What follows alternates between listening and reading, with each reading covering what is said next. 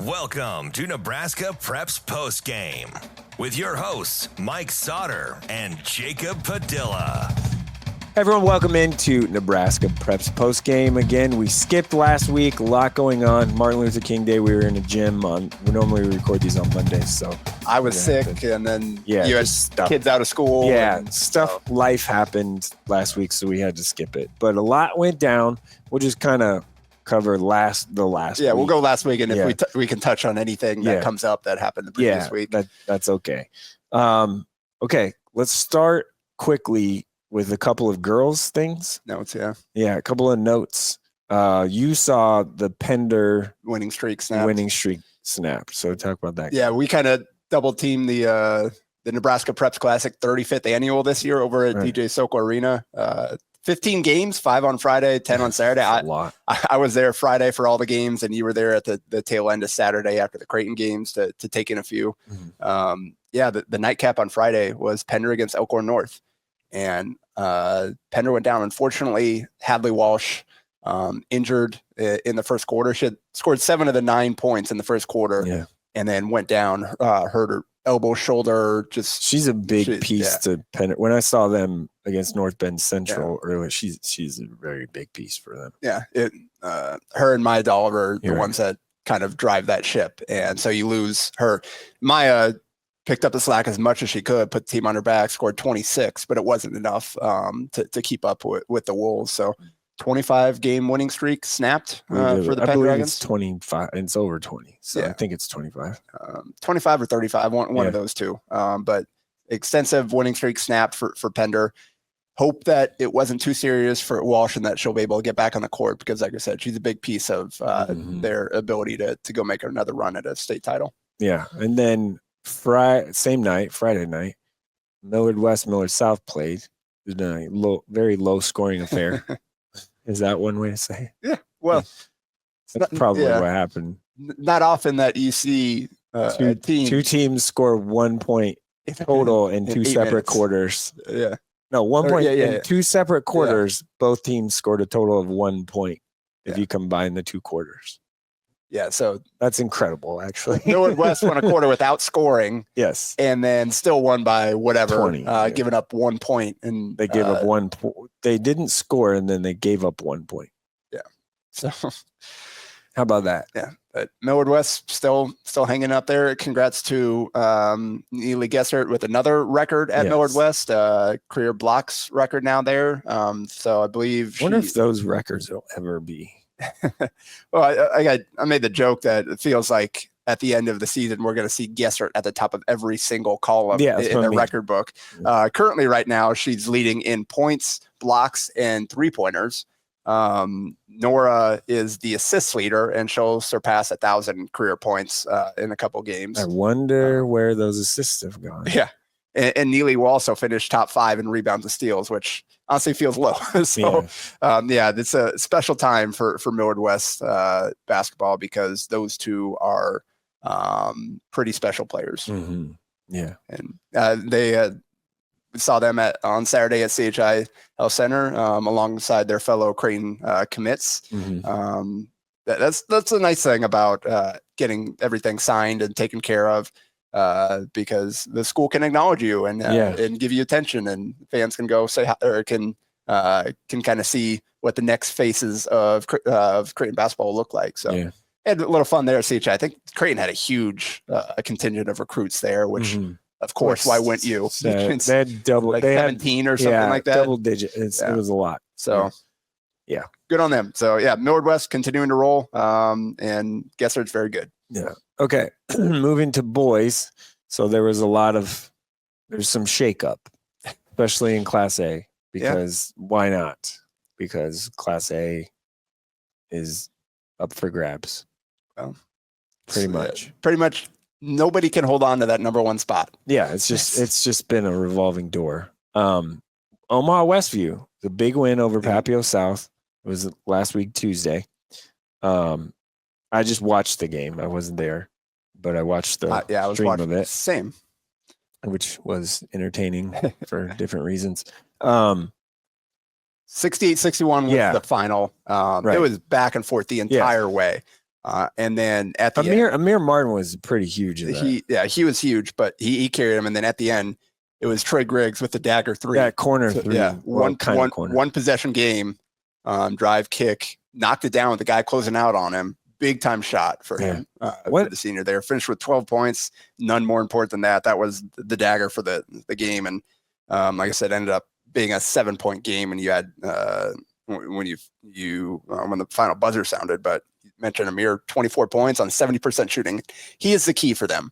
100%. Like, if he's playing well, that elevates them to state title contender status.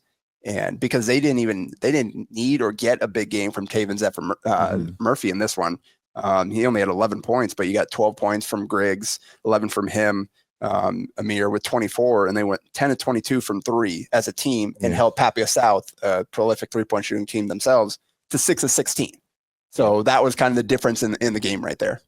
And then one guy for Westview that doesn't probably get enough run, but I do think is probably like deserving of some, John Sims.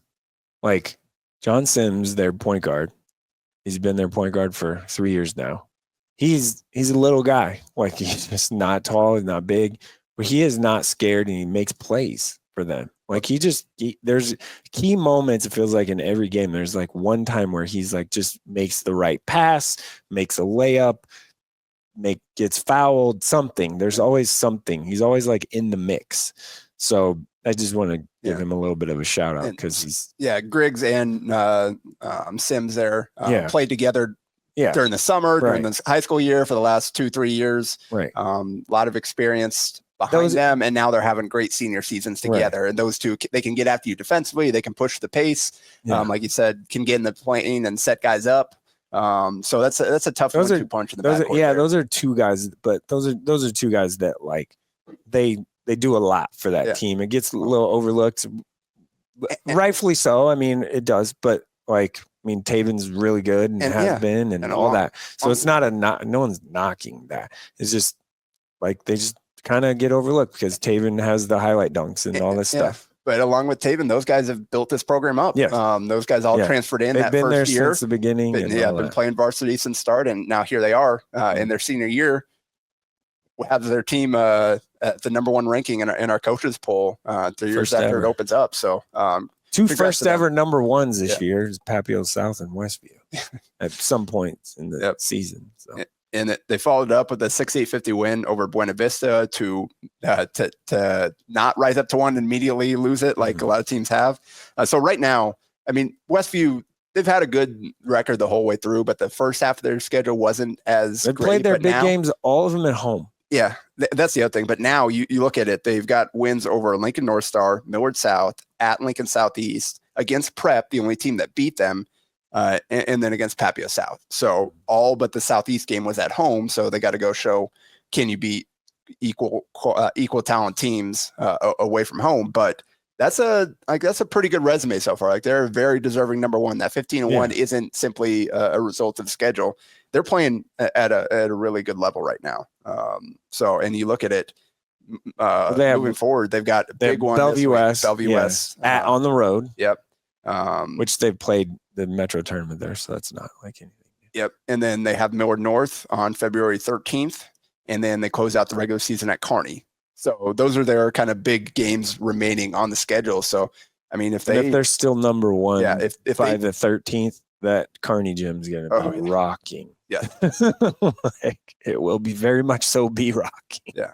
So if they get through this Bellevue West game on Tuesday, they got a chance to actually hold on to that number 1 ranking for a bit, which we haven't had a couple weeks for very much this season. So congrats to Westview. Congrats to Patrick Freeman stepping in, first year head coach. Obviously he's been with them, but stepping in for Mitch Runko, and has done a great job elevating that program and pushing it forward to the next level. Yeah, it is. And then I'm happy for him. Like, he's a guy that I've known for a long time. He's put in the work, and I've always been impressed with kind of his ability to like build culture within his teams. He's just like a fun guy to watch coach and the way he goes about it. So definitely a guy that does it the right way. And I'm glad that to see a guy like that having success. Then Papio South drops from 1 to 2. I saw them on Saturday night at like 10 p.m. whenever that game tipped off against Pius. Who Pius actually, their schedule is ridiculous. Well, yeah, but like, let's just stay with Papio South. We'll get to them later. But like Papio South, they were in a little bit of a fight. Michael Hayes was really good for Pius, and then Reese Kircher kind of took over in the second half. He was getting to the rim, he was getting to the paint and making plays. Either scoring, double. Yeah, either scoring or dishing or whatever, like finding open guys at the 3-point line. He had a heck of a second half, like a really big second half. Yeah. They bounced back from that Papio South loss to beat Bellevue West. Good win, 71-62. Jumped out, led by 10 at the end of the first quarter, and just kind of held it the rest of the way. And that Reese had 20 in that one. So big week for him. They won despite only getting 12 points from Bryson Ball, which I think anytime that Papio South comes away with a result like that, they'll be happy. Where he scores under 15. Yeah, and they still win. You didn't really expect that going into the year, and early on in the season that wasn't necessarily happening, but the rest of the teams, I think, getting better around him. Levi Webb at 13 on efficient. He's having a really good sophomore year for them. Averaging about 13 a game, shooting 43% from three, over 50 inside the arc. And I thought he would be the key for them to step up and provide another creator to go with Kircher in the backcourt. He was the guy in the Metro final. Like, he was that guy. That was the problem last year, really. They didn't really have, outside of Kircher, another guy that could create, that could put the ball on the deck and go make a play. He had a lot of kind of like spot-up shooters type. And now you've got him kind of coming into his own, making that team tough. And then Ball had 18, Kircher had 18 points, 9 assists, and 8 rebounds in that Pius game. They shot 11 of 22 from three as a team, which is always a key for them. They got 16 from Jay and Herrera, who's having a solid senior season for them as well. So just a veteran team outside of Webb there. With a lot of guys that have played big minutes for them. But 10 points from Grant Beckenauer, too. Yeah. If he's hitting shots to go with everybody else, they're going to be tough to beat, because that's kind of the fifth piece. He had a big three at the top of the key, like in the third quarter, when it was kind of still a little tight. Yeah. So, yeah. So they're at 2, and then we got Westside at 3, and they're at 14-2 still. The 2 losses to Papio South, which is why they can't go ahead of them despite having one fewer loss. They kind of a slow start against Papio. They're down 12-16 kind of in the first quarter, and then 75-50 the rest of the way. They woke up at 29, I think, in the second quarter. Emery Geddick went off 26 points on 7 of 9 shooting. Took 10 free throws, made 9 of them. At 17 from Donnie Barfield, 16 from Monte Brown, and then 13 points, 6 rebounds, 5 assists from Lee Robinson. So followed up the big loss to Papio South, kind of regrouped mid game in that Papio, and then the second one, 24-7 first quarter against Millard South. No slow start in that one. Ended up winning 74-53, which is an impressive win for them at Millard South. Geddick had 16, London Dodd had 16.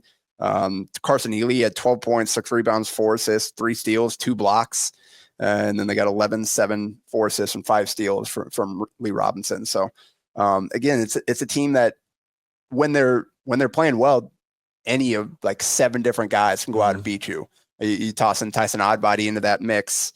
Like, you got a bunch of different guys that can rely on any given night, which is what makes them tough. They just had none of those guys rolling against Papio South when they lost at their place. And they also, I mean, their size is pretty good by comparison from anyone in the state, really. So really matters. Yeah, you look at that 2 through 4. There's a lot of length, interchangeability, and then Oddbody can man up on posts. 4 spot. Yeah, prep at 4, and then North Star moving up to 5. So Prep held on to that. The 60-57 win at Central. You know, there's always it's kind of a different Central team, much younger, but always some competitiveness between those two. Yeah, it's a big rivalry. Like 16-3 second quarter, and that was really the game. Central rallied in the second half, cut it to 1 possession there, but Prep was able to hold on. And key to that win was Max Jungers, who's a guy we know is talented. He's been solid this year. I don't know that he's still kind of waiting for the. This was kind of the first really big game.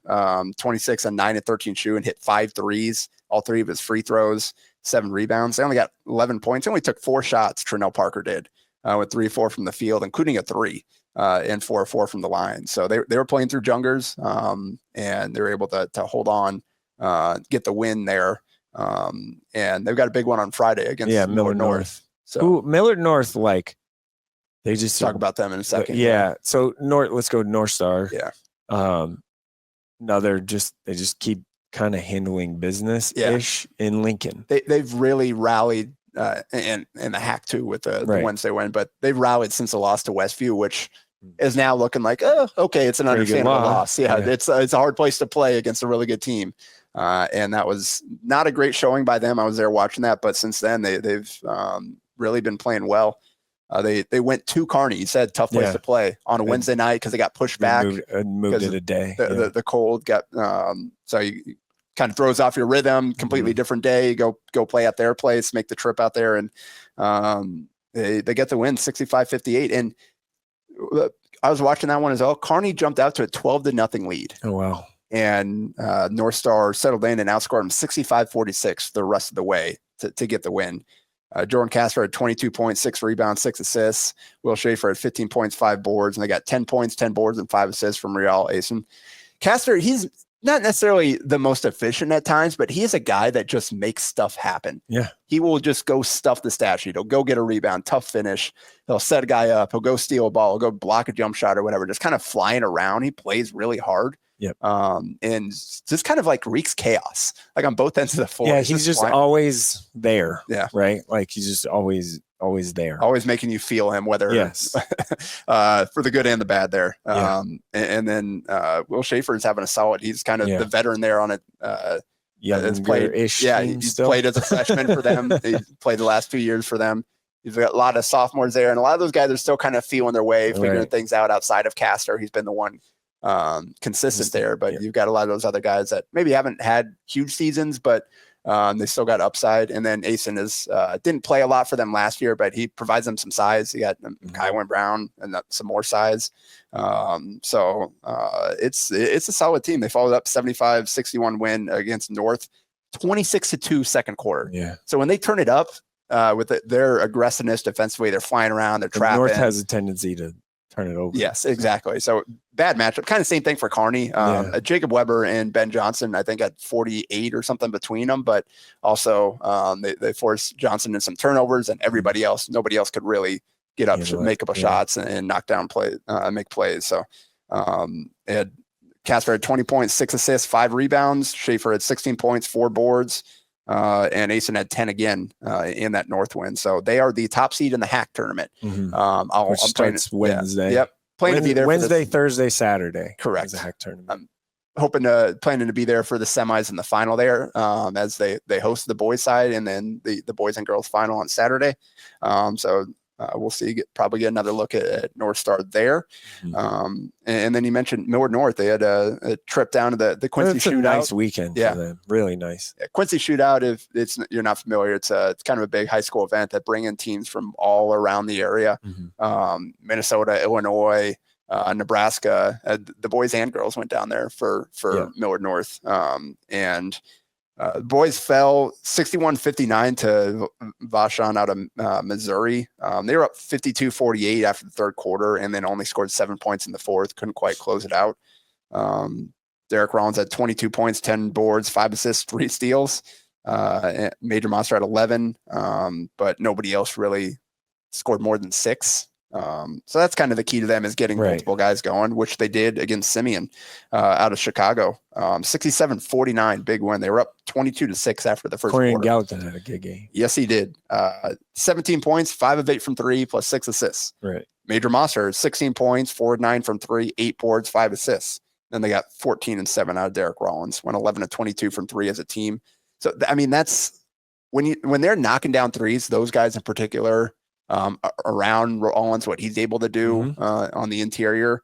That's when they're the team that we thought we'd see in the preseason. So still very much there. Still 9-4. Yeah. Like they're fine. Yeah. It's one of those where like, okay, now like they have a big game on Friday against Prep. Like it's a huge game. And it's one of those like, all right, now you're back. If you're turning the corner, now you you're got to like go win the here, game. right? Like, and it's not one of those things where they fell totally off the face of the earth, but it's also one of those things where like the losses at the beginning of the year were like, okay, maybe they're not quite as good as we thought, but now they're kind of just trending a little bit where it's like a lookout, right? Yeah. So they've been there, still very much there. with it's capable of. Yeah. Again, they've been there, done that. Like, I mean, how deep do you have to go before you say, they're probably not a threat to actually win it this year? Oh, like that's not true. You look through the top 10, you can. Yeah, they're still very real. Like it's still a very real thing. They're just not talked about as much, I think, right now because of the early losses. They got an opportunity this week to be like, hey, we're still like, really good. I think you go through this entire top 10, you can't find a single team that you would be surprised if they made to the semifinals. No. Which makes this year exciting, as we keep talking about. Bellevue West or Kearney's at 7. We Bellevue West at 8. Bellevue West's kind of on a little bit of a comeback to like they're slipping a little bit. Lost a few after the hot start. Yeah. But they're tough games too. So like they're losing a good team. Schedule's tough. It's fine. Like they'll be fine. And then Northeast climbing in there at number 9. They didn't face great competition, but getting that respect.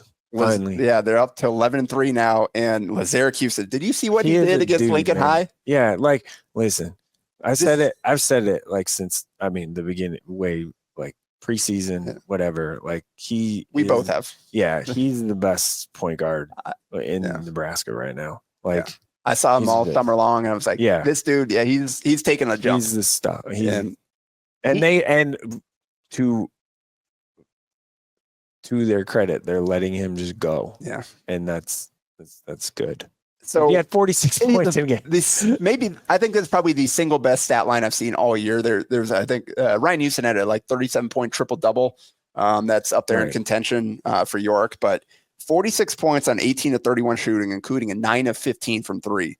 So it 9 threes, that's 9 ridiculous. Twos, only scored 46 points with 1 free throw. He went 1 of 2 from the line. That's ridiculous. 10 rebounds, 6 assists, 2 steals, and a block in a 92-70 win at Lincoln High. Mo Abdallah chipped in 20 points and 9 boards to get the city win there.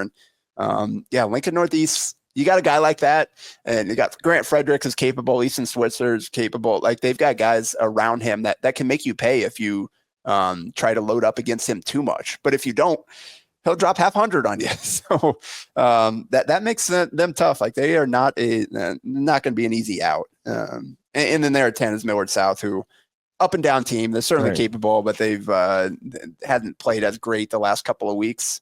We'll see if they can rebound because they're still one. Like I don't want to play. Yeah, fair. Like I don't want to play those guys. Indeed. Yeah. Okay. Class B. Norris stays at 1. Skutt just flips with Elkhorn North, even though Elkhorn North has the win over Skutt, but they're pretty.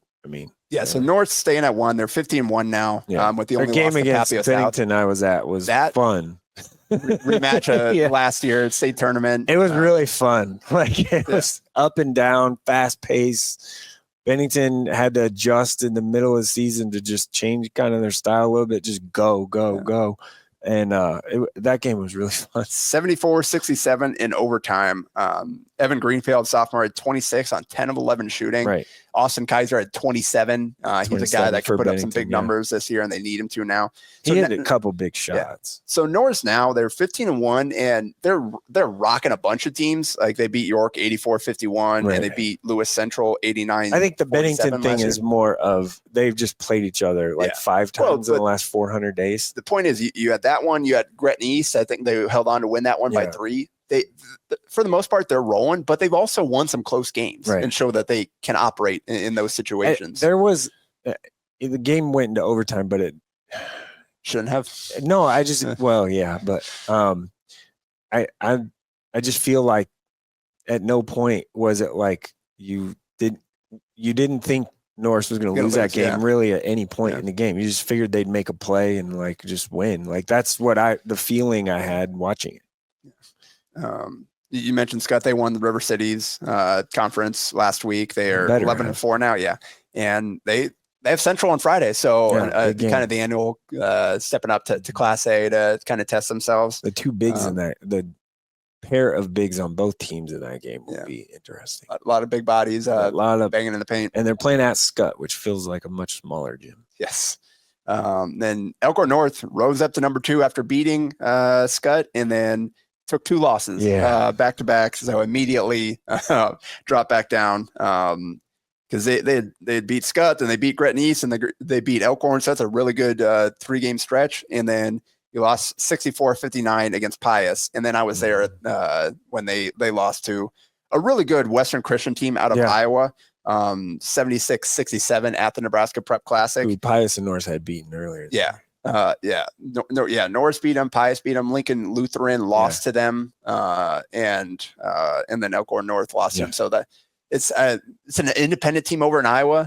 And no one they're trying to find games, so they keep coming over to Nebraska, and it's like a 2.5 hour drive to get over here, at least to Omaha. At least I didn't even see what it was to Lincoln, and they've gone there a couple, like Lincoln area, a couple times. So props to them. It's a good team, but it was a fun game, back and forth the whole way. Like Sutton Pietkowski was carrying the team early, at a double midway through the third quarter. But at a certain point, you got to get stops to win a big game, and Elkhorn North just couldn't do that in the fourth quarter. And the difference was Western Christian 11-23 from 3. Elkhorn North was only 7-22, and then Elkhorn North had 4 more turnovers as well. Pietkowski 23-11. Kellen Murphy had 20, a lot of those free throws, and Nike Orgable had 19 points, 7-10 shooting, 7 boards. But again, they just couldn't get the stops they needed in the fourth quarter. And that's something that they're going to have to address if they want to make a run in the postseason this year. They've got the pieces. They just got to find the commitment, the attention to detail on defense, because Western Christian kind of kept running some of the same action, and they just had no answer for it. Just screening, driving, kind of almost a hammer type action, screening off the help side man to hit the weak side corner, and they kept knocking down that play. So, some work to do for Elkhorn North, but they're still sitting there 11-3 in third in our rankings. You mentioned Pius; they're at 4 despite a 10-7 record because their schedule is insane. It's primarily a Class A schedule, and playing some of the best Class B teams as well. Because once they dropped out of the HAC, they basically had to redo their entire schedule. HAC wasn't going to schedule that. Yeah, so anybody that they could grab that would take them, they did it. And 3 Missouri teams. A bunch of Class A. I mean, last week they beat Elkhorn North 64-59. They beat Elkhorn South 61-58, and then they lost to Papio South 78-62. No shame in that. Like you said, Michael Haith had a monster game. Yeah, Michael Haith had a monster game. Michael Haith and Parker Kelly, and then Cole Randall. Those are kind of the 3 seniors for them that they rely on. Randall's a super streaky, but he can catch fire and hit 5 threes in a quarter and he'll shoot from like 30 feet. And then Kelly's tough guard, getting in the paint, making plays. And Haith can he's a good athlete, can step out and shoot as well. So that's a tough trio. Their week is real tough. Yeah. Like they play at Gretna East and then host Norris at Gretna East Tuesday and host Norris on Friday. Tough week. It doesn't get any easy for them. There's nobody that's played a tougher schedule. Yeah, they will be the most battle-tested team when we get to the postseason for sure in Class B. There's no one's no question. Schedule. And so, that's why they have the coach's respect, despite only a 10-7 record. Scottsbluff at 5, 12-3 to Ogallala. Who, man, they're still 2 in our coaches rankings because the coaches are respecting Lincoln Lutheran schedule. But maybe. I mean, that's a good win. Yeah. Overtime, it was 68-61 in overtime. Ogallala, Sawyer Smith, I think had 23 in that one. He's kind of the do everything guy for them. But Scottsbluff 7-28 from 3 in that game. And Raleigh Meininger, who honestly, he might be the best just pure 3-point shooter in the state in terms of just efficiency. You got some guys that are more prolific, but like if he gets a look, it's probably going down. He's shooting 53% from 3 on the season. That's crazy. And he's a guy that he's not just wide open catch and shoot. Like he'll pump fake, side dribble, relocate, knock it down. Like he is a tough shooter. but the rest of the team went 3 of 23 in that one. Mm-hmm. So they're going to need more. They bounced back, destroyed Gearing 74-38. At 6th, Gretna East, I saw them at the Nebraska Prep Classic as well, somehow pull off a win. First, they beat Elkhorn 57-41 with a 24-7 third quarter to blow that open. Talon Hovey had a great week, 16 points, 5 assists. Grant Rice had 12.6 boards, got 11 from Jake Hawley. And then they followed up with a 60-59 comeback win against Boys Town. They were down 50-36 in the third quarter, and then ripped off a 22-3 run to flip that around. Talon Hovey had 18 points, 9 rebounds, 4 assists, and hit a huge dagger to put him up 4.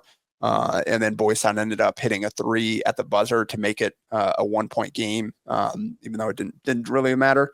But they got 16 and 5 out of Grant Rice, 13 and 8 out of Drew Rhodes off the bench. Irie Poteet had 25 points, went 7 and 9 from 3 for Boys Town. Losing Darian Whitaker kind of hurts their chances. He went down to Kansas State and rolled early there. So you got Marcus Gray there still providing some size, and Poteet has played a lot of basketball for them, but hurts losing a double guy like Whitaker and a great athlete. So they got a big week. Gretna East does. Yeah. Like I said, Pius, and then rematch with Gretna again. Yeah. So Gretna's on at Gretna Friday. Yep. So Wahoo at 7, Bennington probably have at 8. to get there early for that one if you want to sit down. Creighton did take a loss there, dropped down to 9 after a great start to the season. And then Aurora comes in at number 10, replacing Platteview, who they dealt with some serious sickness last week. That was probably the reason they got lost. Because Concordia handled them at the Nebraska Prep Classic, but they had 9 eligible players. 2 of them were playing sick. They had a bunch of kids home. They're missing 3 of their top 6. So it wasn't a real look at Platteview, but they're 11-5, still kind of hanging around there. I think the only noteworthy thing in C1 really is Ashland Greenwood taking a tough loss to UTAN, drops them down from 5 to 8. But the top 4 remains unchanged. Lincoln Lutheran, Ogallala there, still 1-2, Concordia 3, and Holdridge 4. And you move down to C2, Freeman back up to number 1. Summerland took its first loss. I think, is it Boone Central? I think so. So that's so they dropped down to 2. Grand Island Central Catholic dropped down to 3. They took a loss to Adams Central, which good win for them. I know. Boone Central was a Summerlin loss, 58-54. So Freeman is 51. Their only loss was to Johnson Brock in the Moonacres final overtime. A final. You were there for that one. So no shame. Play again coming up. Pretty impressive for Freeman to kind of be where they are now, considering what just a couple of years ago they lost one of a ridiculous senior class for them, and to regroup and to be making this run now is impressive. And D1 Johnson Brock continues. They're 15-0, won a lot of games in a row now with the Dallinghouse twins, and Camden starting to heat up. He's had a couple of big games the last few weeks here. And then D2 top 5 remains unchanged. So Wausa is still sitting there at 16-0 undefeated. Wausa. Yeah. We will talk about Johnson Brock in their upcoming. We got a week here after their Pioneer Conference tournament, but their 3-game stretch, the 3 days in a row, is really hard. Like around Valentine's Day. Rematch with Freeman, HTRS, which is a tough game, and then Summerland in Grand Island. So they play like HTRS on Valentine's Day night at 7:30. It's supposed to be at 7:30, and then they play the 9 a.m. Oh, tough, quick turnaround. Yeah, like a little bit of a drive too, right? A little tough.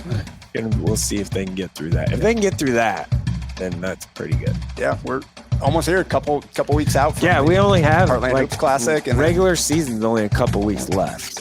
Hard to believe. Yeah, it's gone flown by pretty fast. There's literally only 3 weeks left. This week and then 2-ish. Yeah, it's going fast. You have shout outs? No, we did that already. I think we're good. We're good. All right, that'll do it for Nebraska Preps postgame this week.